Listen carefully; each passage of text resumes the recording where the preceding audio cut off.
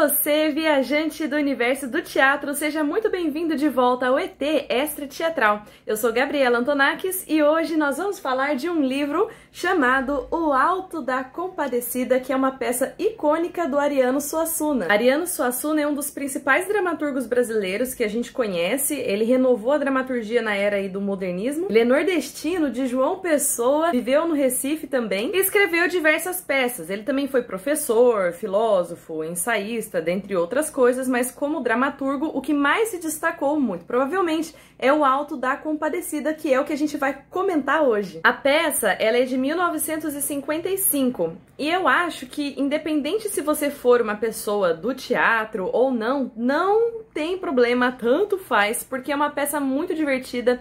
Ela é uma excelente leitura, e para você ler teatro, você não precisa ser do teatro, você simplesmente tem que gostar de ler peças teatrais, e eu realmente acho que essa daqui vale muito a pena. Essa peça, ela é uma comédia, e ela vai começar com um objetivo muito simples, mas muito engraçado por si mesmo, que é o de benzer um cachorro. O cachorrinho está doente e ele precisa ser abençoado por um padre.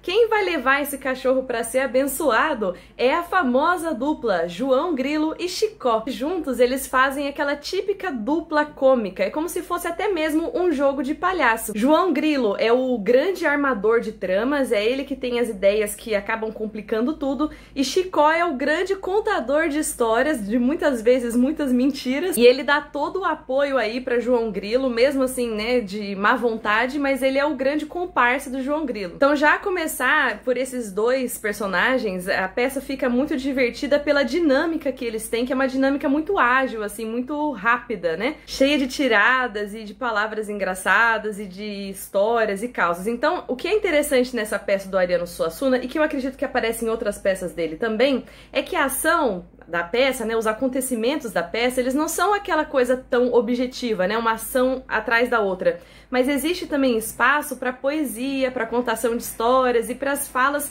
ritmadas, versadas. E isso faz a leitura ser ainda mais gostosa, mais divertida de se ler. Mas enfim, eu só contei o começo da história, já tô querendo que vocês achem engraçado. Calma. Estamos falando aqui de que eles vão benzer o cachorro. Esse é o início da peça, é isso que vai dar abertura para que as coisas aconteçam. Só que o padre, né, o padre João, ele não vê motivo para abençoar um cachorro. Ele acha isso uma coisa assim que a igreja não permitiria. Para que ele vai benzer um cachorro?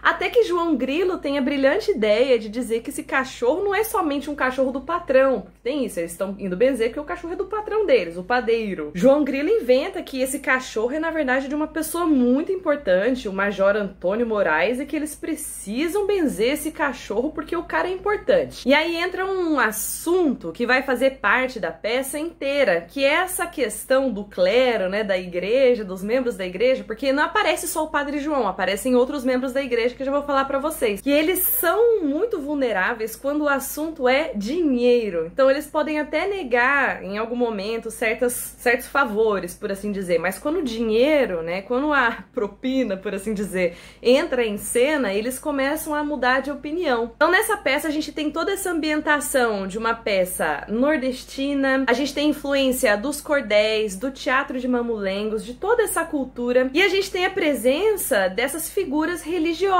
A gente tem os membros do clero, né, os membros da igreja que vão aparecer. Aparece na peça também o demônio, o próprio diabo, o Cristo e Nossa Senhora, que é a Compadecida. Então eu tô falando isso só pra vocês terem, né, pra quem não conhece, tá conhecendo a peça através desse vídeo, pra que tenha uma noção de qual atmosfera que a gente tá falando aqui. Mas voltando à história, a gente entende ali que tem o Padre João, que tá em dúvida se abençoa ou não abençoa o cachorrinho que tá pra morrer, que tá doente. Só que esse padre, ele é um padre muito medroso, ele não vai tomar nenhuma decisão sozinho, ele tem medo de que os outros membros da igreja descubram e que por isso ele seja de alguma forma penalizado. Então ele tem muito medo de agir. E entra o sacristão, que também faz parte ali da igreja, e o João Grilo consegue convencer, de certo modo, o sacristão e o Padre João a fazer essa bênção do cachorro. Mas não somente a bênção do cachorro, porque no meio da história, né, no começo nesse primeiro ato aí que acontece, o pobre do cachorrinho, e aqui eu não tô dando nenhum spoiler, tá? Isso daqui não vai estragar a graça da história pra vocês, mas o pobre do cachorrinho acaba realmente morrendo.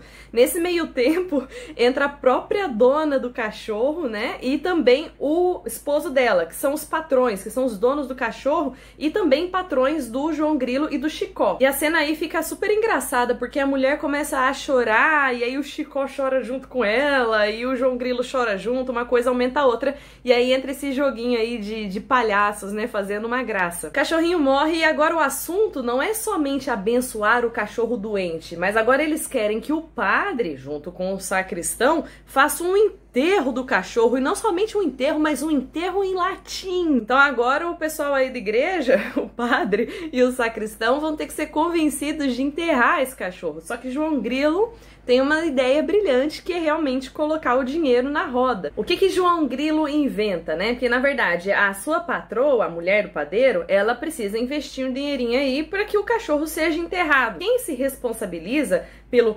testamento do cachorro é João Grilo. E é com o testamento do cachorro que esse personagem malandro, pilantra, esperto, João Grilo, vai conseguir convencer o sacristão e o padre a fazerem esse enterro. Então, o final do primeiro ato é muito divertido, é esse enterro do cachorro em latim, né? Os padres, por assim dizer, vão saindo de cena, eles vão abençoando e vão fazer esse enterro. Então, finalmente, eles conseguem o que eles querem. Mas não pense que João Grilo e Chicó estão ajudando, né, os patrões porque eles amam os patrões ou porque eles devem favores, nada do tipo. Na verdade, João Grilo quer com isso, de alguma forma, tirar um proveito, tirar algum lucro, passar a perna na patroa e no patrão e também tirar uma com a cara do padre, porque ele já não vai com a cara do padre mesmo assim. Porque os patrões dele trataram ele de forma desumana. João fala isso mais de uma, duas, três vezes na peça, que ele passou doente por uma semana. Na verdade, ele passou doente por 3 dias e ele ficou deitado na cama dele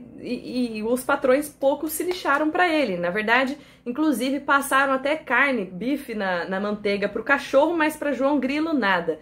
Então, a vontade de João Grilo é, de alguma forma, com essas peripécias, tirar uma com os patrões dele e finalmente se emancipar. Então, basicamente, é isso que marca o início da peça e do primeiro ato. Os atos dessa peça aqui, eles são separados pela mediação do personagem palhaço, que ele nem entra direito em cena, assim, como um personagem, mas ele faz a mediação. O palhaço faz a narração da peça. Então, aqui nesse primeiro momento da peça, acontece tudo em torno do cachorro. Primeiro, eles só querem abençoar o cachorro, depois eles querem enterrar o cachorro e, por fim, fala-se do testamento do cachorro, que vai dar pano pra manga. Mas um detalhe importante ainda desse primeiro ato, que eu não falei pra você, que vai ser interessante eu falar, é que nesse meio tempo foi envolvido um personagem de influência, um personagem importante, que é o Major Antônio Moraes, que eu havia comentado com vocês, que o João Grilo fingiu para o padre que esse cachorro era, né, o cachorro, então, que estamos falando, era do Major Antônio Moraes. E Antônio Moraes, ele entra em cena para falar com o Padre João.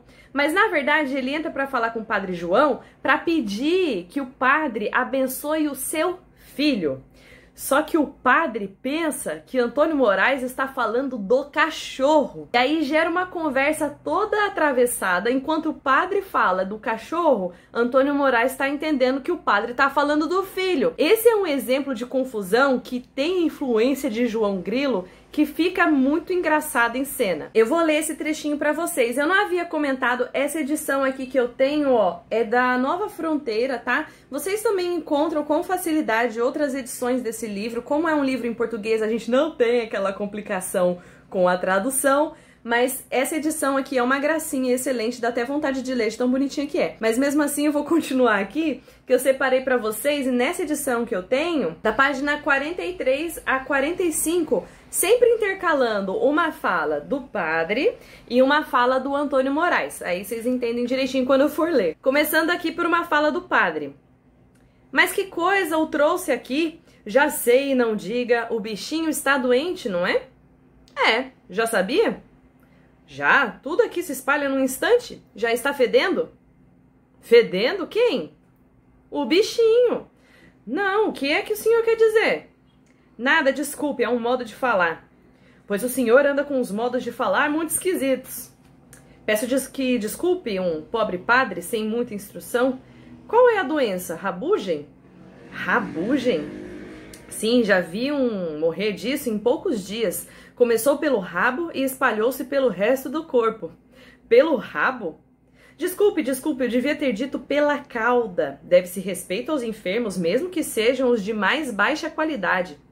Baixa qualidade? Padre João, veja com quem está falando. A igreja é uma coisa respeitável, como garantia da sociedade, mas tudo tem limite.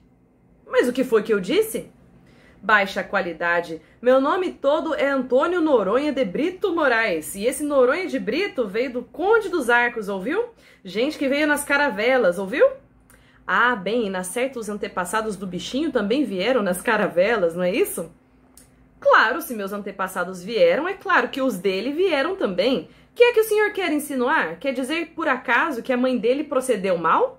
Mas, uma cachorra? O quê? Uma cachorra? Repita! Não vejo nada de mal em repetir, não é uma cachorra mesmo? E seguindo com a história, indo para além do primeiro ato, agora eu não vou falar muitas coisas da peça para que não percam a graça, mas os assuntos principais, assim, né? Dando uma pincelada por cima do que acontece. A partir do segundo ato, entram outros figurões em cena, e um deles é o bispo que vem acompanhado por um frade. E o bispo entra por um motivo muito importante, porque o major Antônio Moraes, que estava conversando com o padre João, achou que o padre João estava louco, porque afinal o padre João estava chamando a sua esposa de cachorra e isso não é aceitável para alguém tão importante, isso tinha que ser dedurado pro bispo. O bispo entra justamente para dar uma coça para corrigir o padre João. Nisso acaba que o bispo descobre também que além do padre João estar chamando a esposa de uma pessoa influente de cachorra, que ele também fez junto com o sacristão um enterro em latim. E não somente um enterro em latim, mas um enterro em latim de um cachorro.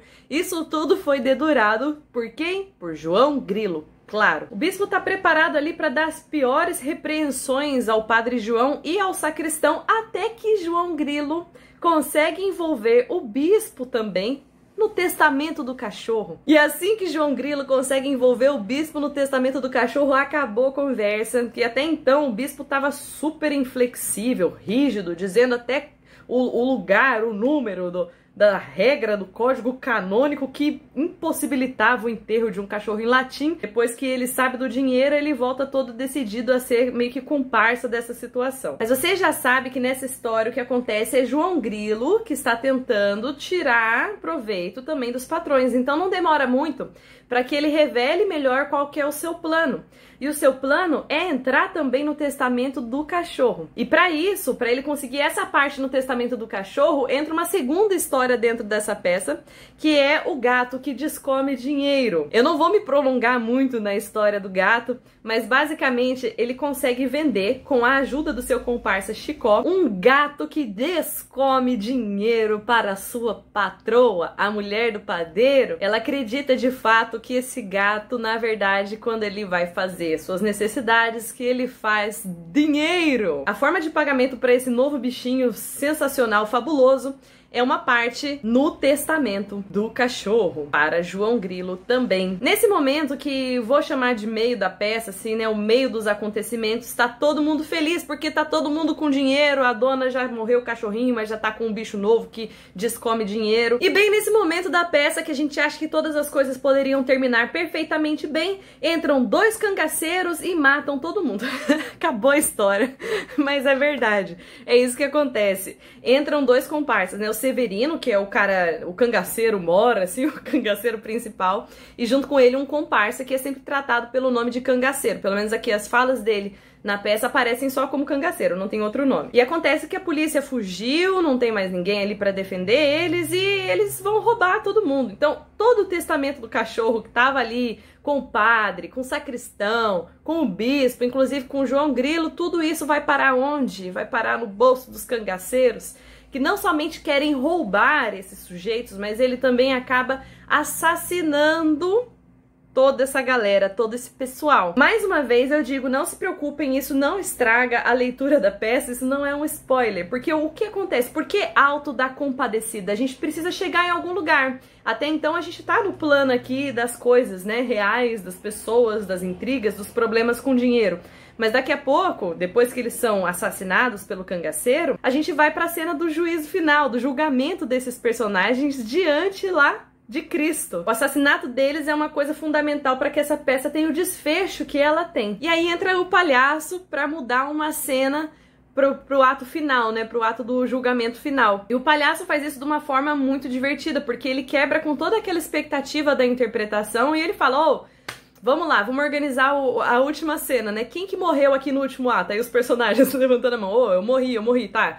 Aí o palhaço fala, vai, deita aqui você, tá todo mundo morto. E pra finalizar esse panorama da peça, nesse último momento, que é o momento do julgamento dos personagens, entra primeiro um demônio, né, que vai castigá-los. Depois do demônio entra o próprio diabo. Depois do diabo chega Cristo, o próprio Jesus, pela alcunha de Manuel. E a própria aparição do Cristo já tem um grande peso, porque Cristo aqui, ele é representado... Será que eu falo? Não vou falar como Cristo é representado, porque o autor mesmo pede um sigilo sobre essa informação para que ela tenha um impacto maior. Então eu não vou falar para que você tenha curiosidade, para que você leia. Mas entra o Cristo e esse momento da entrada de Cristo é feito de uma forma muito bonita, muito respeitosa. E quando entra o Cristo, ele vai mediando toda essa situação para entender o julgamento de cada personagem. Então a gente tem um momento muito tenso, porque todos os personagens estão sendo julgados por um olhar de justiça. Até que João Grilo, ele dá um jeito e ele pergunta pra todo mundo, né, assim, olha, você quer ver eu dar um jeito? Você quer ver eu dar um jeito? E aí ele com um verso, né, cantando um verso, ele chama Nossa Senhora, a Compadecida. E assim que entra Nossa Senhora, todo aquele peso do julgamento se transforma em misericórdia. Então ela se compadece, a compadecida se compadece. E todo esse desfecho da peça, que é o ponto ápice, né, por assim dizer, mostra uma beleza muito grande, porque é uma fé muito simples, uma fé muito popular, uma fé assim que tem um ar de doçura, assim, né? Eles confiam que Nossa Senhora vai realmente resgatá-los. Não vou falar pra você qual que é o final, quem que foi julgado, quem que foi castigado e quem não foi. Mas uma coisa eu vou falar pra vocês, é que João Grilo, pela intercessão de Nossa Senhora Compadecida, tem uma segunda chance e ele volta à vida pra refazer os seus passos. E assim que ele volta, ele encontra com Chicó. Chicó já estava preparado para fazer o enterro de João Grilo. Ele, na verdade, revela que fez uma oração, a Nossa Senhora fez uma promessa de que se João Grilo voltasse à vida, o Chicó daria todo o dinheiro dele, do testamento do cachorro, para Nossa Senhora. João Grilo mal voltou à vida e já está achando essa promessa uma promessa desgraçada. Então aquela cena que poderia muito comover a gente já leva a gente para um lugar de riso. Então agora, meu querido viajante, minha querida viajante, é com você. Você vai ter que ler para descobrir o que acontece com o testamento do cachorro, o que acontece com o gato que descome dinheiro e o que acontece no julgamento de todos esses personagens ao final. Relembrando que é uma peça gostosinha de ler, não vai te tomar muito tempo. Eu tomei em torno de 1h e meia para fazer essa leitura, até porque é uma peça muito dinâmica, a leitura das falas, né, o jogo dos personagens, e no meio também tem por exemplo, dessa edição aqui que eu tenho, tem algumas imagens, tem um bom prefácio, também tem textos complementares no final, então toma pouco tempo e além disso é um bom investimento pra gente estudar um pouquinho mais de teatro, conhecer um pouquinho mais dessa comédia e da escrita de Ariano Suassuna. Você vai gostar. Meu querido, minha querida, por último, mas não menos importante, não se esqueça, se inscreva na nossa newsletter do ET, nossa newsletter de teatro, o Substack, para que você receba no seu e-mail de primeiríssimo contato todos os conteúdos deste canal e tudo que eu posto lá faz parzinho com os vídeos que eu posto aqui